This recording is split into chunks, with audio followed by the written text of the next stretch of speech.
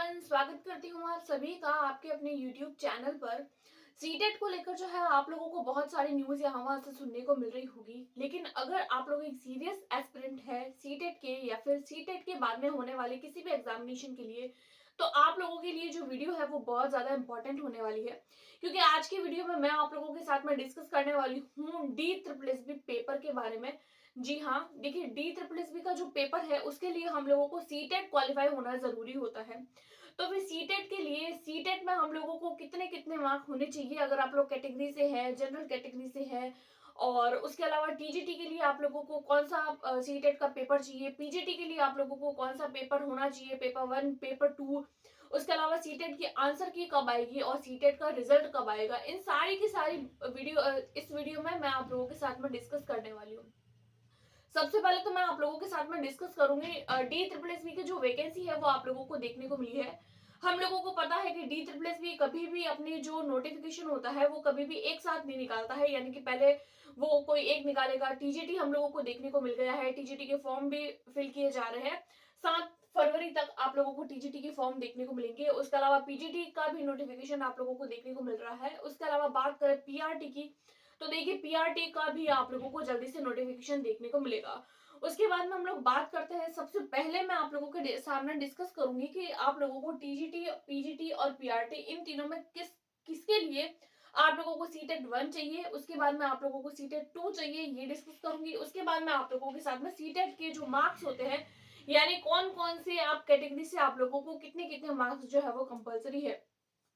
सबसे पहले अगर मैं बात करूं डी ट्रिपल एस बी में टीजीटी के लिए, तो देखिए टीजीटी के फॉर्म जो है वो आप लोगों के फिल हो रहे हैं। अगर आप लोगों ने अभी तक फिल नहीं किया है तो आप लोग सबसे पहले तो फॉर्म फिल कर लीजिए, और 7 फेब तक आप लोगों के फॉर्म भरे जाएंगे। और इसके लिए आप लोगों को पेपर टू चाहिए, यानी कि अगर आप लोगों ने पेपर सीटेट का पेपर टू जो है वो दिया है तो आप लोग इस टीजीटी पोस्ट के लिए अप्लाई कर सकते हैं। पीजीटी पोस्ट के लिए आप लोगों को सीटेट जो होता है वो नहीं चाहिए होता है, इस बात का आप लोगों को ध्यान रखना है। सीटेट इस एग्जाम के लिए आप लोगों के लिए कंपलसरी नहीं होता है, क्योंकि ये जो पोस्ट होती है वो 11th और 12th क्लास के लिए होती है, और सीटेट जो होता है वो इतना हायर लेवल का एग्जाम हमारे साथ हमारे यहाँ नहीं करवाता है, राइट। तो पीजीटी के लिए आप लोगों को सीटेट क्वालिफाई होना कंपलसरी नहीं है। उसके बाद में हम लोग बात करें पीआरटी की, तो देखिए पीआरटी जो होता है वो फर्स्ट क्लास से लेकर 5th क्लास तक के स्टूडेंट्स के लिए होता है पीआरटी टीचर। तो उसके लिए आप लोगों को पेपर वन चाहिए, सीटेट का पेपर वन आप लोगों के क्वालिफाई होना चाहिए। अब हम लोग बात करते हैं सीटेट के मार्क की, कि अगर आप लोग डी ट्रिपल एस बी का फॉर्म भर रहे हैं या फिर अगर आप लोग भर चुके हैं, तो और अगर आप लोग कैटेगरी से हैं या फिर जनरल कैटेगरी से है, किसी भी कैटेगरी से है, तो आप लोगों को कितने मार्क होने जरूरी है। तो देखिए अगर आप लोग यूआर यानी कि अगर आप लोग जनरल कैटेगरी से बिलोंग करते हैं तो आप लोगों को 60% चाहिए, यानी कि 90 मार्क, यानी 150 में से आप लोगों को 90 मार्क कंपलसरी है। यानी कि 90 नंबर अगर आप लाते हैं तो आप लोग इस एग्जाम के लिए अप्लाई कर सकते हैं। 90 से अगर आप लोग 89 मार्क भी लेकर आते हैं तो भी आप इस एग्जाम के लिए क्वालिफाई नहीं है, आप इस एग्जाम के लिए एलिजिबल नहीं है। उसके बाद में हम लोग देखेंगे ओबीसी के बारे में। देखिए बात जब जनरल कैटेगरी की होती है तब तो बहुत नॉर्मल होती है डी ट्रिपल एस बी के लिए, क्योंकि जनरल तो एक जनरल कैटेगरी है। लेकिन अगर मैं बात करूं ओबीसी कैटेगरी, तो इस कैटेगरी में आप लोगों को थोड़ा सा वेरिएशंस देखने को मिलेगा। जैसे कैसे, तो देखिए अगर आप लोग ओबीसी से हैं, ओबीसी कैटेगरी है मान लीजिए, और अगर आप लोग प्रॉपर दिल्ली के रहने वाले हैं, अगर आप लोग ओबीसी के हैं और प्रॉपर दिल्ली के हैं, तो आप लोगों को सीटेट में 55 मार्क लाने होंगे। 55% मार्क आप लोगों के लिए कंपलसरी है। 82 मार्क चाहिए, 55% चाहिए। लेकिन अगर आप लोग ओबीसी से हैं और ओबीसी में अगर आप लोग किसी अदर स्टेट से बिलोंग करते हैं, तो आप लोगों को एज अ जनरल कैंडिडेट आप लोगों को एलिजिबल किया जाएगा। यानी कि अगर आप लोग प्रॉपर दिल्ली के हैं और ओबीसी के हैं तो आप लोगों को ओबीसी में काउंट किया जाएगा। और अगर आप लोग किसी अदर स्टेट से बिलोंग करते हैं और अगर आप लोग ओबीसी से हैं, तो आप लोगों को दिल्ली में फॉर्म भरने के लिए आप लोगों को एज अ जनरल कैटेगरी जो है वो एलिजिबल किया जाएगा।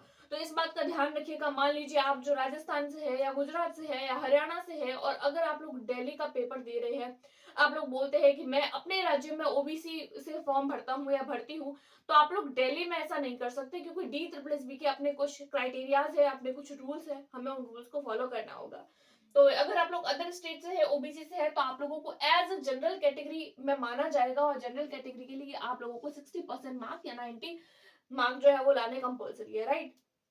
अब हम लोग देखते हैं एससी एसटी कैटेगरी। तो देखिए एससी और एसटी कैटेगरी के लिए आप लोगों को 55% और अगेन से 82 मार्क 82 मार्क। तो इतना डाउट आप लोगों को क्लियर हो गया होगा।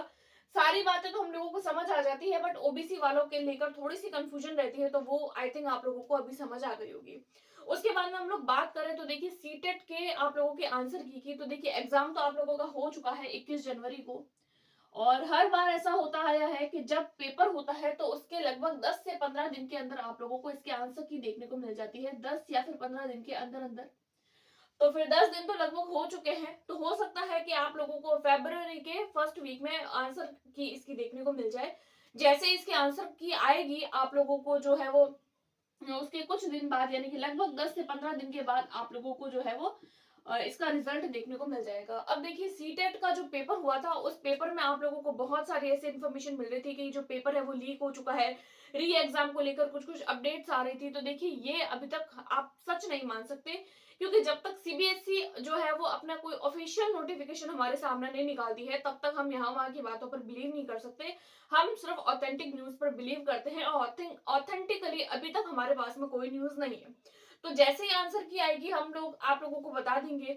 और बहुत सारे कैंडिडेट भी ऐसे भी बोल रहे थे कि री एग्जाम नहीं होगा तो सब लोगों को 90 मार्क देकर जो है वो सबको पास कर दिया जाएगा। तो देखिए ये भी कोई ऑथेंटिक न्यूज नहीं है, ये भी ऐसे ही बनाई गई कोई न्यूज है, क्योंकि अभी तक सीबीएसई ने इसके बारे में कुछ भी नहीं कहा है। उसके अलावा हम लोग बात करें कि आप लोगों के जो 90 नंबर आ जाएंगे और सब कैंडिडेट को पास कर दिया जाएगा या फिर सबके मार्क बढ़ा दिए जाएंगे, तो देखिए ये न्यूज आप सच नहीं मान सकते। लेकिन हाँ अगर आप लोगों की आंसर की आती है, आंसर की आने के बाद में अगर आप लोग चैलेंज करते हैं किसी क्वेश्चन को लेकर, तो हो सकता है कि आप लोगों को एक या दो क्वेश्चंस जो है वो उसमें आप लोगों को ऊपर नीचे या फिर एक दो मार्क आप लोगों को ऊपर देखने को मिल सकता है। वो तभी होगा जब आप लोगों के आंसर की आएगी और आंसर की आने के बाद में आप लोग उस क्वेश्चन को जब जो है वो रिट लगाएंगे, राइट। तो उस क्वेश्चन को जब आप लोग चैलेंज करेंगे तो आप लोगों का हो सकता है कि एक या दो मार्क बढ़ने के चांसेस रहे। बाकी अभी तक तो ऑफिशियली सीबीएसई ने इसके बारे में कोई डिस्कस नहीं किया है। तो ये कुछ कुछ बातें थी डी ट्रिपल एस बी के सीटेट मार्क को लेकर और डी ट्रिपल एस बी के फॉर्म को लेकर। उसके अलावा अगर आप लोग जो है वो डी ट्रिपल एस बी के लिए प्रिपेयर कर रहे हैं और अगर आप लोग टीजीटी पोस्ट के लिए प्रिपेयर कर रहे हैं नेचुरल साइंस को लेकर, तो आप हमारे चैनल से जुड़ सकते हैं, क्योंकि मैं आप लोगों को जो है वो सीटेट को लेकर और हर एक एग्जाम को लेकर जो है वो स्पेशली टीचिंग एग्जाम को लेकर कुछ कुछ इन्फॉर्मेशन देती हूँ, अपना नॉलेज आप लोगों के साथ में शेयर करती हूँ, आपसे सीखती हूँ और आप लोगों के साथ में अपनी बातों को शेयर करना करती हूँ। तो ये थी कुछ कुछ मेरी बातें। और वीडियो पसंद आई है तो अपने दोस्तों के साथ में शेयर करें और कोई भी डाउट हो तो प्लीज कमेंट जरूर करें, वीडियो लाइक करें, सब्सक्राइब करें। और थैंक्स फॉर वॉचिंग।